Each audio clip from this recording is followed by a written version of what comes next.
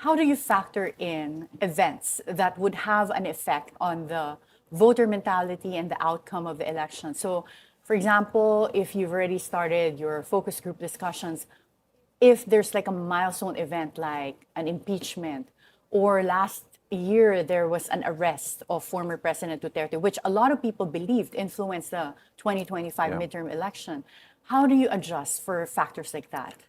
So of course, we can't adjust for events. We can't control events. Events happen. I think maybe a better event to discuss is the floods. The floods, it's a force majeure. No one can control it.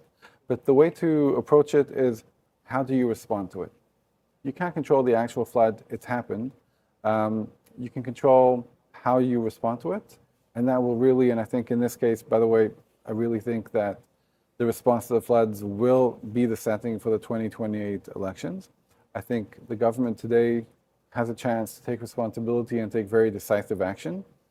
If it does, it maybe, be able to put this issue to the side before 2028. But if it hesitates, and if it doesn't take care of the situation and doesn't remedy it, they may very well find this as a defining issue of 2028. Since you already mentioned the flood issue and flood control scandal as one of the issues that need to be addressed that might also influence 2028 elections, or will definitely influence it if it's not addressed. What other factors do you see as having a potential influence as to the front runners for the 2028 elections? So of course, the identity of the candidates is crucial, and the question of an impeachment, I think, is crucial. If you're a high-profile candidate, you have a high profile. If you have to run a proxy in your stead, it obviously diminishes your power. So the identity of the candidates will be very important. Picking good VPs to run as essentially as running mates, even though I know they're not really running mates in the Philippines, but picking a good VP candidate would be crucial. And corruption and transparency. I think those are the main issues that really have to be addressed. And you mentioned the two dynasties right now would be the Marcos and Duterte dynasties. Yes. But how much room do you see for newcomers to have a chance in 2028? So I actually think that there's a tremendous opportunity here. Because these two dynasties seem to be so entrenched in fighting each other, I think there's a great opportunity for a third force to rise. But the third force has to rise, by the way, it's probably someone who we don't even know yet. It could be someone young, it could be someone who's not currently in national politics, it could be a mayor or a young politician on a subnational level who champions transparency, who champions anti-corruption. I think these would be very important. And what's interesting is it's really in the hands of the current politicians from both sides. If they decide to engage with each other in this ongoing battle, they will lose sight of the voters and they will give a chance for a third force to rise.